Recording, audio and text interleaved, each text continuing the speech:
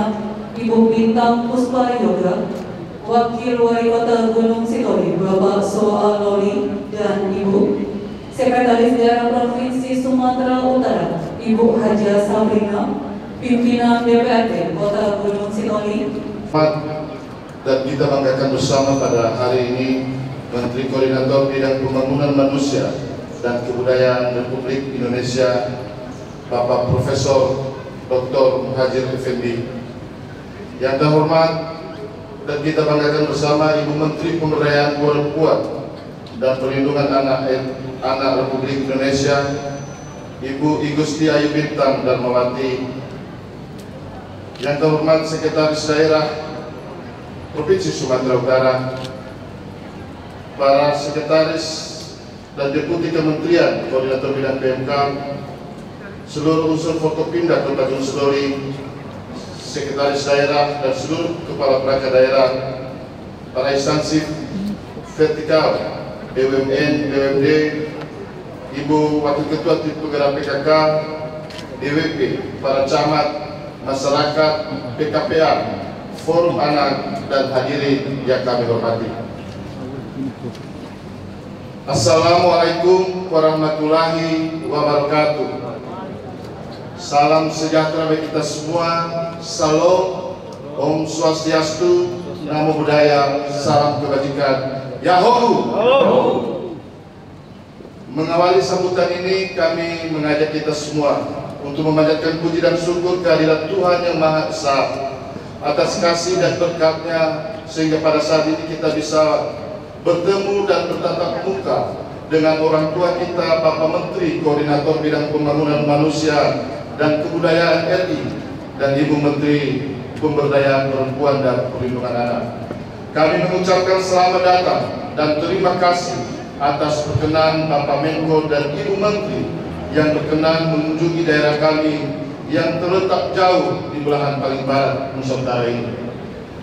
Bapak Menko dan Ibu Menteri yang kami hormati, kami laporkan bahwa penyelenggaraan pemerintahan di Kota Gunung Sitoli secara umum berjalan dengan baik dalam suasana kehidupan masyarakat yang aman, damai, meskipun masyarakatnya heterogen, terdiri dari beberapa suku dan agama, tapi kondisi tetap tercapai berkat kerjasama yang baik antara pemerintah daerah, Forkopimda, Forum Kerukunan Umat Beragama, pimpinan organisasi keagamaan, dan tokoh masyarakat yang menjadi modal utama kami dalam membangun daerah ini. Pada kesempatan ini, izinkan kami laporkan kepada Bapak Menko dan Ibu Menteri beberapa isu strategis bidang pembangunan manusia di Kota Gunung Sitoli secara singkat. Pertama, pandemi COVID-19 telah melanda daerah ini sejak bulan Juni 2020 dengan ditemukannya kasus pertama dan telah berdampak pada berbagai aspek kehidupan, terutama kesehatan, ekonomi, dan sosial masyarakat. Berdasarkan data terakhir per tanggal 16 Maret 2021, jumlah terkonfirmasi positif COVID-19 berjumlah 694 kasus dengan 17 kematian dan dengan 17 kasus kematian, dan dinyatakan selesai menjalani isolasi atau sehat 677 kasus, dan sampai saat ini tidak ada pasien terkonfirmasi yang sedang menjalani perawatan. Sehingga secara umum penyebaran COVID-19 di Kota Gunung Sitoli sangat terkendali. Pemerintah daerah bersama Forkopimda dan Satgas Covid terus berupaya melakukan penguatan strategi dalam gerakan pakai masker, physical distancing, gerakan cuci tangan, dan pemeriksaan penapisan kasus di pintu-pintu masuk bandara dan pelabuhan.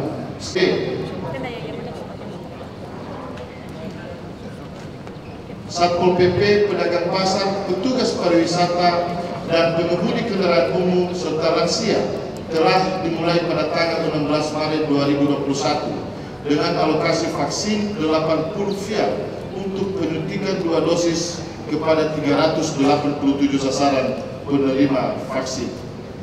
13. Angka prevalensi stunting Kota Gunung Sitoli sebesar 52,32% tetapi sejak tahun 2029 pemerintah Gunung Sitoli telah melaksanakan intervensi penanganan stunting spesifik bahwa prevalensi stunting sampai dengan Januari 2021 pada balita bawah 2 tahun sebesar 1,88% atau sejumlah 54 balita, sedangkan prevalensi stunting balita sebesar 4,56% atau sejumlah 417 balita yang masih mengalami stunting. Kota Gunung Sitoli, perlindungan anak terpadu berbasis masyarakat sebanyak 9 unit dan telah kita tetapkan peraturan daerah tentang perlindungan anak dan berbagai intervensi program lintas kota layak anak.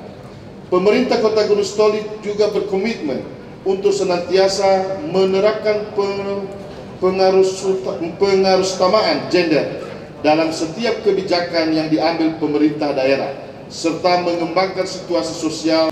Biasanya kadang-kadang mudah-mudahan ini tanda bahwa teman saya berbakat berkat dari Tuhan. Assalamualaikum warahmatullahi wabarakatuh. Selamat pagi, salam sejahtera untuk kita semua. Salam, Om Swastiastu, Namo Buddhaya, salam kebajikan, Yahoo. Yang saya hormati Ibu Menteri PPPA, Kebudayaan dan Perhubungan, Ibu Sekretaris Daerah Provinsi Jawa Timur, Jawa Timur,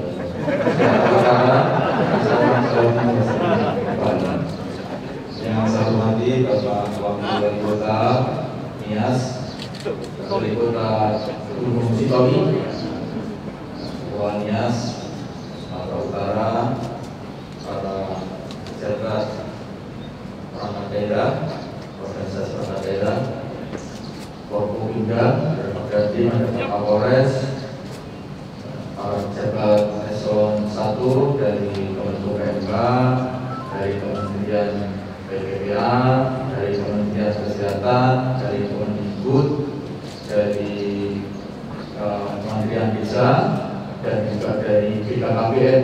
Ini lengkap ini, satu tim full tim kita. Wali hubungan saya hanya memang untuk menterinya yang sudah berbeda karena menteri yang lain sangat punya tugas-tugas yang khusus yang tidak bisa ditinggalkan. Saya akan jelaskan sedikit tentang posisi Kemenko, Kementerian Koordinator. Jadi di dalam Kabinet Indonesia Maju, juga kabinet-kabinet sebelumnya itu selalu ada Menko, Menteri Koordinator. Menteri Koordinator itu adalah bukan Menteri Teknis. Jadi Menteri Koordinator itu bukan Menteri Teknis yang mengurusi bidang-bidang khusus atau bidang tertentu. Fungsinya adalah untuk melakukan koordinasi, sinkronisasi, dan pengendalian atau KSP, koordinasi, sinkronisasi, pengendalian. Pengendalian apa? Yaitu bidang-bidang program-program yang berhubungan dengan pembangunan manusia. Sekali lagi, jadi tugas Menko PMK itu mengkoordinasi, mensinkronkan, dan kemudian mengendalikan program-program yang ada kaitannya dengan pembangunan manusia. Di mana program-program itu? Program-program itu adalah berada di Kementerian Teknis. Karena itu ada beberapa kementerian yang berada di bawah koordinasi Menko PMK. Ada 7, yaitu Kementerian PPPA, Pemberdayaan Perempuan dan Perlindungan Anak, Kementerian Pendidikan dan Kebudayaan, Kementerian Agama, Kementerian Sosial, Kementerian Kesehatan, Kementerian Desa, dan Kementerian Pemuda dan Olahraga. Jadi ada 7. Kemudian juga ada lembaga-lembaga yang ada di bawah koordinasi Menko PMK. Programnya ya, jadi bukan menterinya, yang programnya di bawah koordinasi Menko PMK yaitu BNPB, Badan Penanggulangan Bencana, kemudian BPOM, Badan Pengawasan Obat, kemudian BKKBN, Badan Koordinasi Badan Pengelolaan dan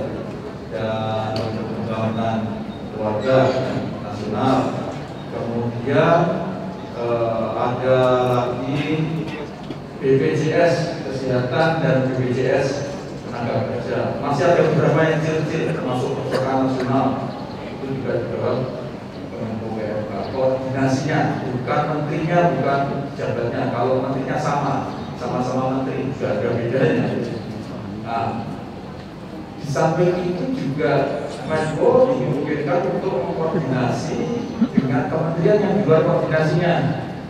Jadi nanti Pak Wakil Wali Kota, misalnya saya akan menyampaikan kepada Pak Bupati Nias Utara, saya mohon untuk pembangunan prasarana infrastruktur utama jalan itu jangan masing-masing pejabat daerah di Nias ini jalan sendiri-sendiri, nanti nggak bagus nggak jalan. Sebaiknya membuat semacam Nias Incorporated. Jadi sama-sama bareng, bersama rame-rame minta pemerintah pusat supaya jalan Pulau Nias itu bikin yang bagus, sehingga ada lintas Nias yang bagus. Dengan begitu maka nanti wisatawan akan tertarik, kemudian juga arus perputaran barang dan jasa di Nias ini baik yang di dalam maupun luarnya juga akan bagus. Itu sebaiknya ngomong bersama 5 pejabat ini.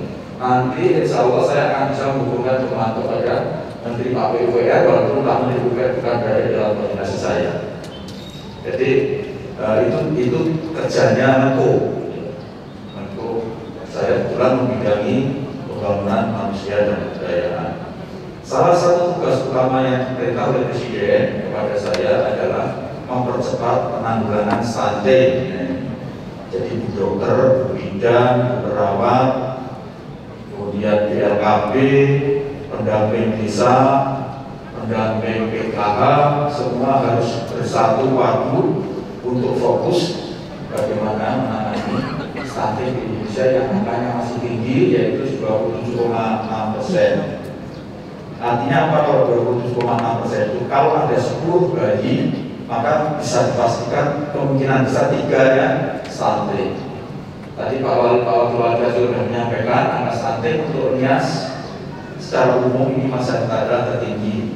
Kalau nggak salah Bu Sekda ya, dari seluruh provinsi dan daerah tingkat kabupaten kota se-Sumatera Utara, kalau kita lihat, maka seluruh Nias itu adalah di atas semua. Tingkat stuntingnya paling tinggi semua. Kemudian juga semuanya termasuk daerah tertinggal. Semua juga termasuk daerah termiskin. Karena itu ini tantangan berat untuk Pulau Nias, bagaimana supaya segera bangkit untuk mengejar ketertinggalan ini.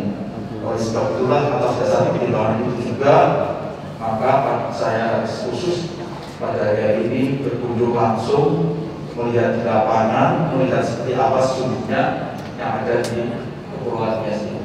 Selama 3 hari nggak main-main, saya hari ini yang mendampingi Bapak Presiden, saya pamit demi untuk masyarakat Kepulauan Nias.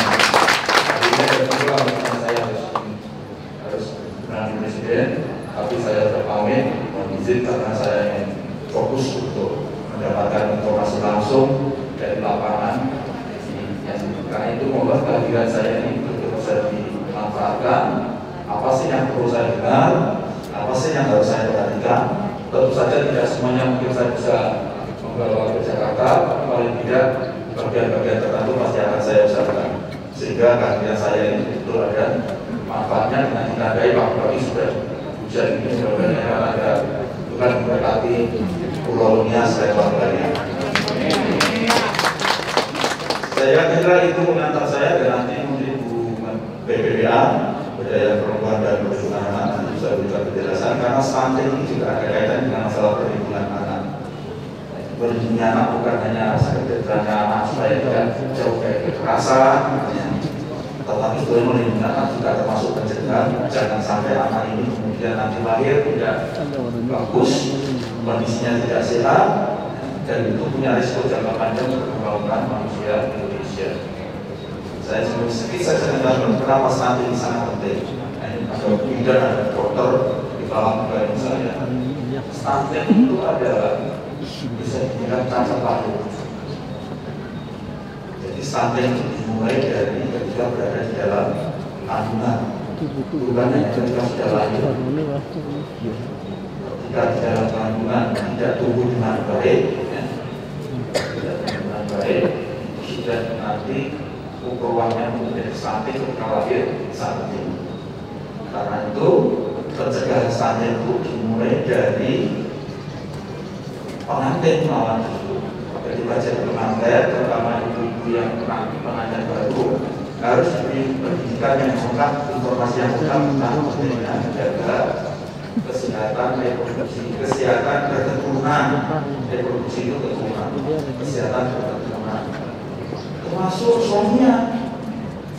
Contohnya misalnya suami perokok, ini harus berpenjelasan bahwa kalau suaminya perokok berat dan merokoknya nggak teratur, nggak punya aturan, tidur sama istrinya juga perokok, maka istrinya jadi perokok pasif.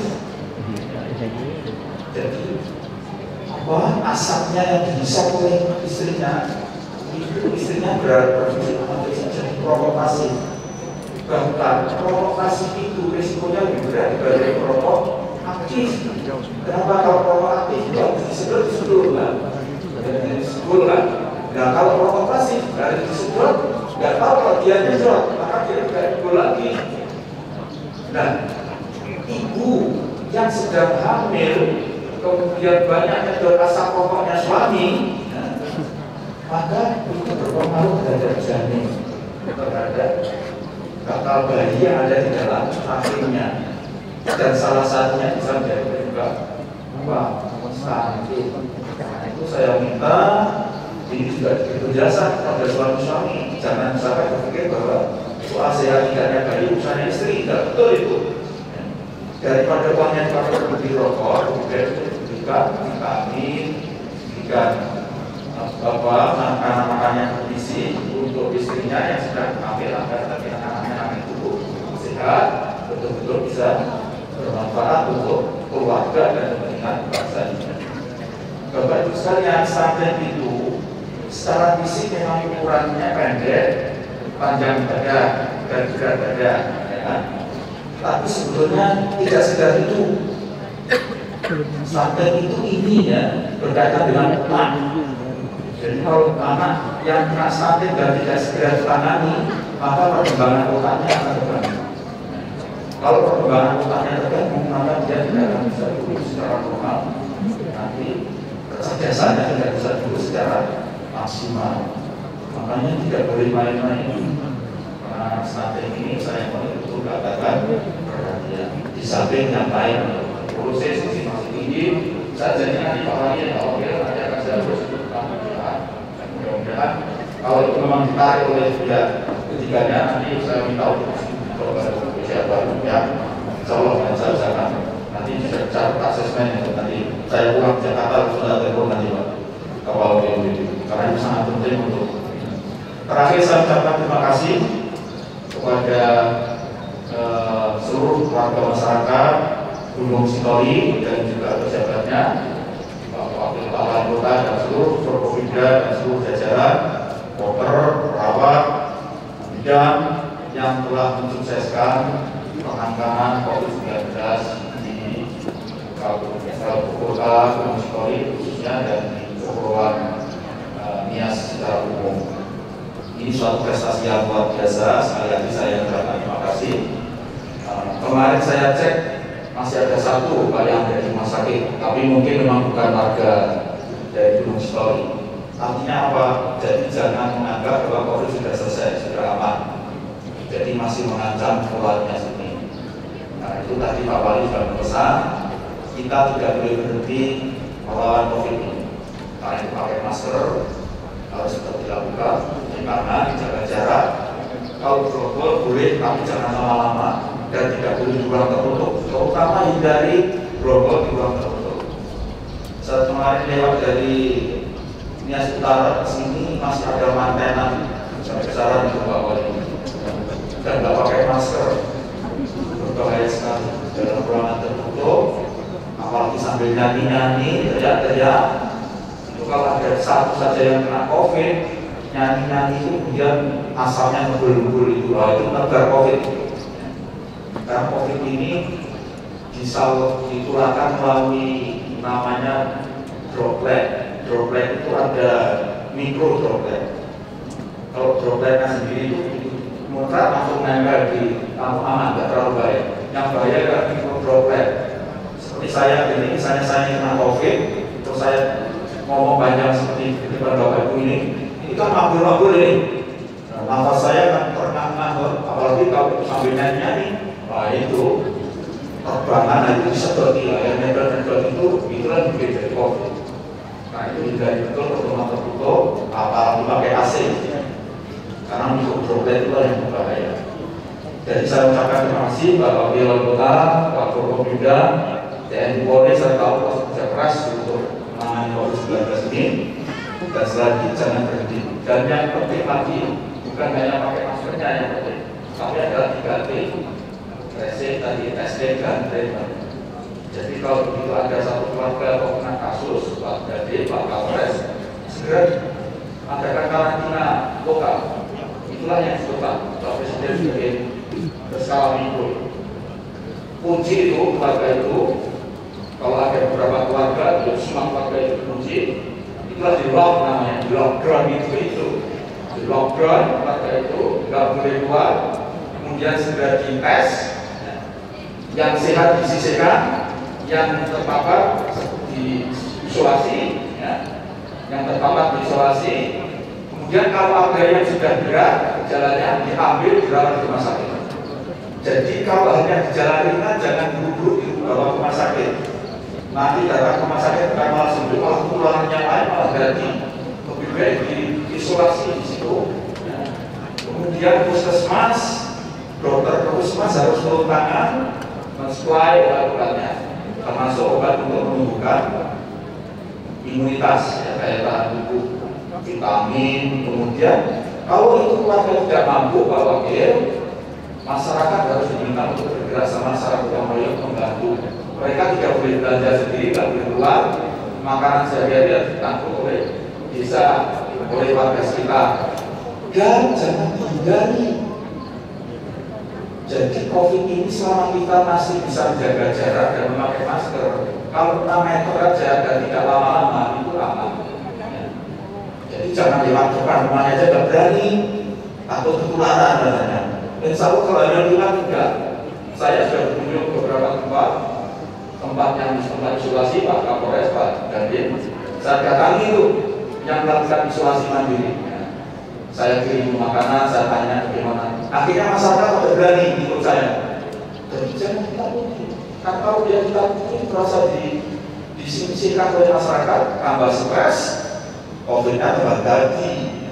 Ingat orang faktor stres itu menentukan sekali orang bisa sembuh atau tidak dengan COVID. Semakin stres, COVID-nya akan semakin merajalela dan dia peluangnya untuk sembuh kecil. Karena itu kerjasama warga ini menjadi sangat penting dalam rangka menangani COVID ini. Tapi saya tahu di Gunung Sitoli ini gotong royong tadi Pak Wali sudah menyampaikan walaupun beda agama macam-macam, saya sudah begitu sekolah juga begitu, tapi ada sekolahnya bagus sekali, ada tempat untuk pelajaran agama yang di situ muridnya ada. Suatu yang sangat bagus, terutama untuk semuanya. Terakhir saya mengapresiasi atas kebijakan Pak Wakil Wali Kota, Pak Wakil Wali Kota yang telah memasukkan anak-anak sekolah. Ini penting. Jadi anak-anak ini harus sudah masuk sekolah. Untuk daerah yang hijau ataupun kuning seperti Gunung Sitoli atau seluruh dunia sebetulnya menurut saya. Sebetulnya seharusnya anak sekolah sudah masuk ilmu kan yang berseda, sampai sampai Bapak Gubernur, mulai Pak Ibu Sekda sini. Jadi mestinya SMA SMK juga untuk daerah hijau, supaya nanti juga saya dengar dari Bapak Gubernur sendiri lah. SMA SMK juga harus masuk. Namanya sekolah rumah itu juga ada sekolah rumah. Ya tetap lebih bagus kalau sekolah itu yang jaga di sekolah. Apalagi ibunya juga ngajar dari rumah.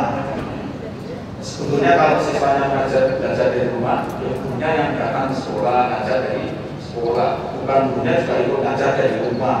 Dari rumah sambil masak, sambil bersih-bersih.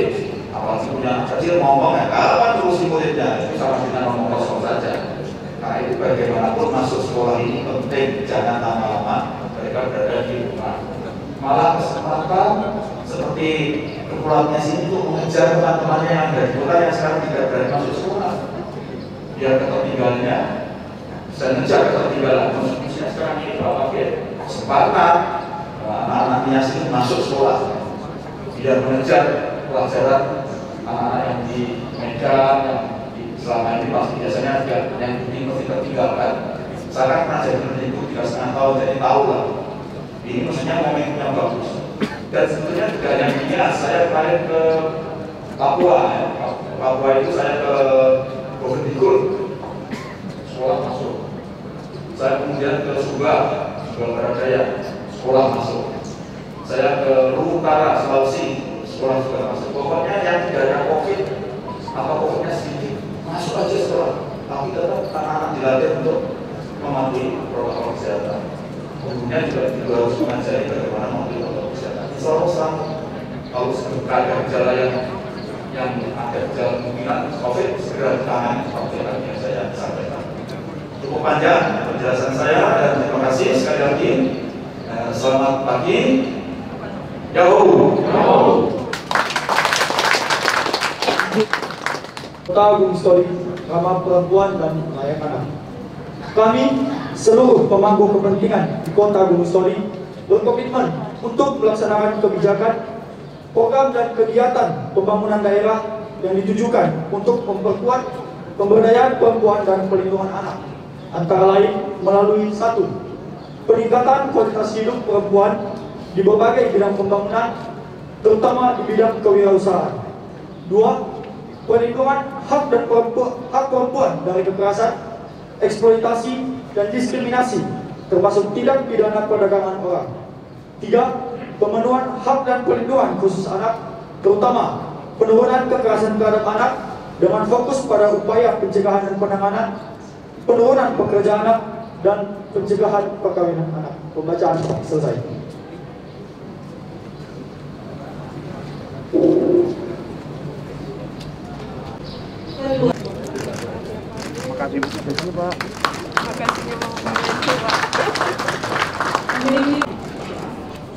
Usaha jasa angkutan material bahan bangunan besaran umur yang diterima 30 juta rupiah. Tidak boleh nunggak, Bu. Bersiap-siap penerima santunan jaminan sosial ketenagakerjaan. Ahli waris telah meninggal dunia pada tanggal 18 Januari 2021 karena sakit. Ahli waris dari sekian ini adalah istrinya sebesar 42 juta rupiah. Dalam sejak 1 Januari 2020 di Permata Husada Sakti, Rumah Sakit Ibu dan Anak, Geraha Permata Ibu, dan Kementerian Pemberdayaan Perempuan dan Perlindungan Anak diterima oleh Ketua Forum Anak Kota Gunung Sitoli.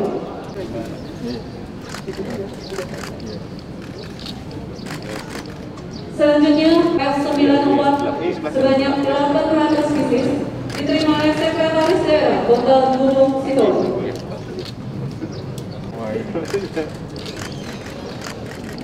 Kamera, Pak. Di sini saya tidak bertanya sih, lebih ke kami cuma penanganan COVID yang kami jalankan selama ini.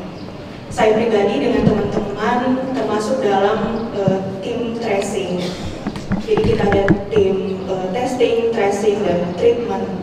Untuk di puskesmas kami lebih ke tracing. Jadi kendala-kendala yang kami temukan selama proses tracing pasien COVID, kami mulai bekerja itu sekitar pertengahan tahun 2020 sampai sekarang.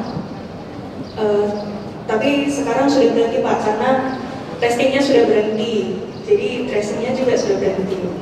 Nah, jadi kendala yang kami temukan yang pertama adalah penyakit COVID ini masih dianggap sebagai aib oleh masyarakat. Kemudian kesulitan berikutnya adalah kurangnya kesadaran masyarakat. Kenapa kontak erat mereka itu harus dilakukan tracing atau dianjurkan untuk menjalani swab. Jadi mereka pikir ya kalau kami sudah kena ya cukup kami saja. keluarga kami jangan diganggu, tetangga kami jangan diganggu gitu. Kenapa? Karena mereka punya alasan personal dan sosial. Satu, kalau misalnya satu keluarga mereka dinyatakan positif COVID, itu akan memalukan. Dan yang kedua, mereka akan kesulitan untuk menjalankan kehidupan mereka sehari-hari. Jadi kami ada beberapa pasien, si ibu yang pertama kena. Jadi dia tidak mau anak-anaknya untuk di swab, untuk dilakukan tracing. Karena nanti tidak ada yang bergerak untuk supaya dibantu oleh Babinsa dan Babin Kamtibmas yang ada di tempat itu. Karena yang tahu persis orang di situ itu ya RT RW dan Babin Kamtibmas dan Babinsa. Biar mereka lah yang mendahului membuka jalan sehingga mereka percaya. Biasanya kadang-kadang karena yang melakukan tracing itu orang asing, mereka mungkin reaksinya negatif. Tapi kalau yang datang ke sana itu mulai Pak RT RW-nya, kemudian didamping oleh Babinsa dan Babin Kamtibmas, saya kira itu bisa diatasi.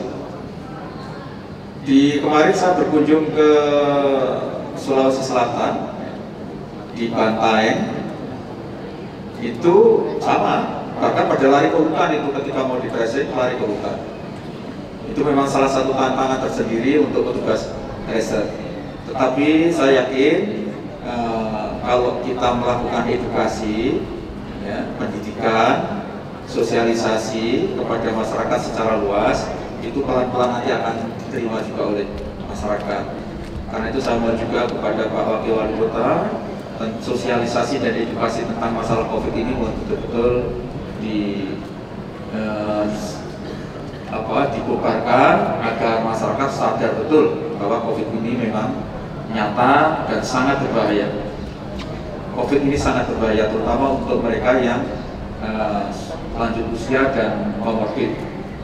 Comorbid itu artinya penyakit penyerta. Ada 4 ya kalau tidak salah dokter ya.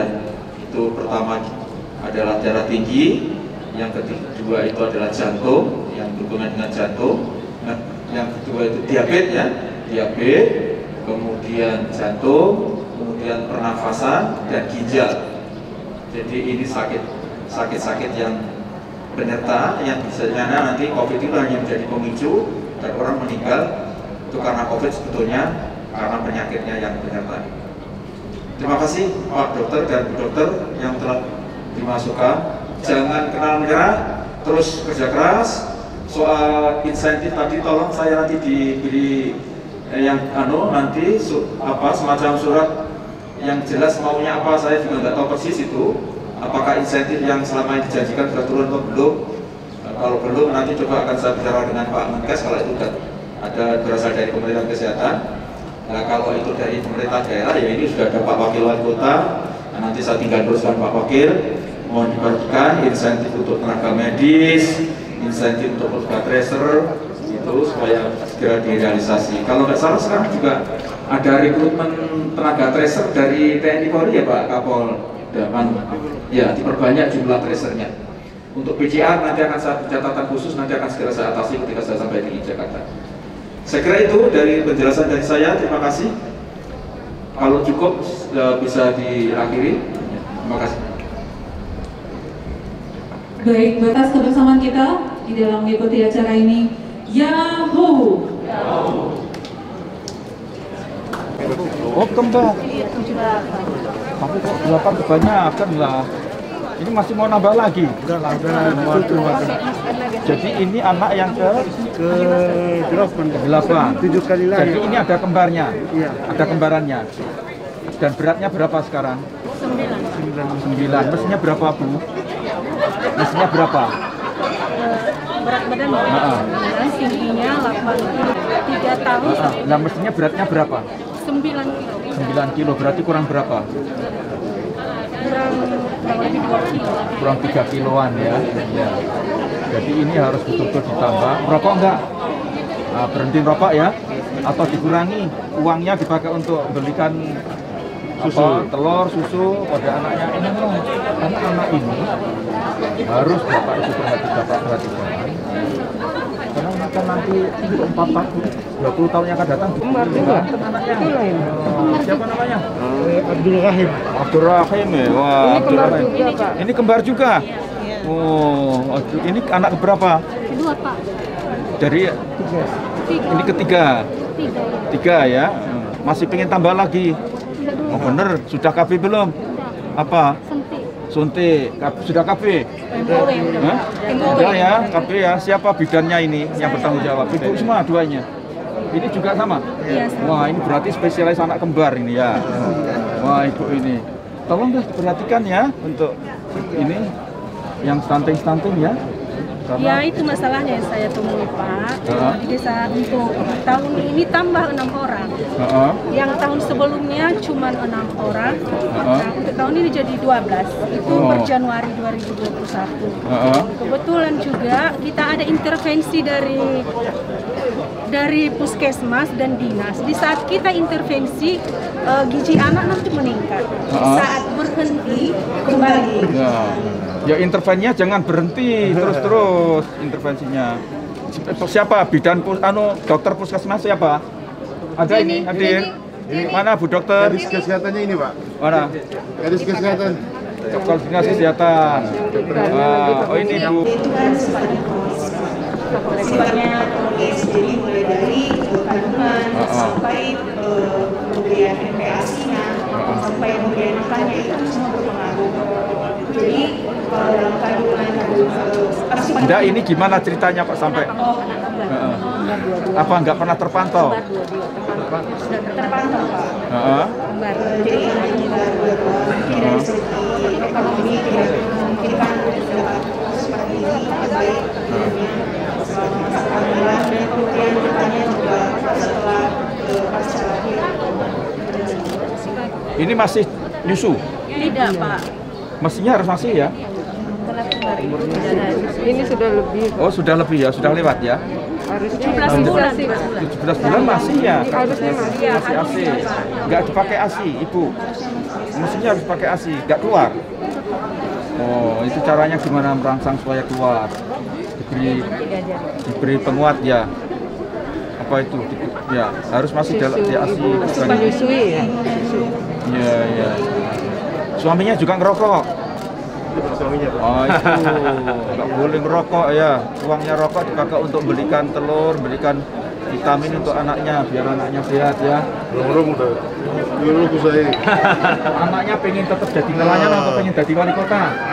Jadi wali kota. Iya, pengen jadi wali kota. Kasih susu, kasih telur, jangan rokok. Kerjanya apa? Lumayan. Keras supaya anaknya lebih berhasil ya. Ya. Ya, janji ya, nggak ngerokok ya. Nanti saya suruh tanya Pak Wali Kota kalau masih ngerokok, nggak saya bertanu nanti. Ini dapat PKH nggak? Udah, kartu keluarganya dibikin Pak Wali Apa nanti. persoalan? Udah. Segera diatasi kartu keluarganya ya. Ya, kuliah 11 ya. Ke Dukcapil besok ya. Ya, Dukcapil. Ya. Terus didata nanti kalau perlu namanya saya bawa. Nah, nanti biar dapat PKH untuk anaknya biar segera sehat ya. Oke, Pak. Semua yang anaknya stunting supaya dimasukkan di PKH ya. Di data nanti saya akan urus ke Bu Menteri Sosial nanti supaya jangan sampai dia terus stunting ya. Tapi janji lo ya, nggak rokok lo ya. Iya Pak. Nggak rokok lo ya. Uang rokoknya dipakai untuk belikan telur sama vitamin untuk anaknya. Ya, calon wali kota ini ya. Nah, ini calon TNI, calon Dandim ini. Calon Dandim mana Pak Dandim? Oh ini ya. Kan pengen lebih bagus kan, nanti anaknya lebih hebat dibanding ayahnya kan. Nah, makanya harus disiapkan yang baik ya. Ya, udah cukup? Ya terima kasih. Yang vaksinnya. Ini saya kasih gajian itu.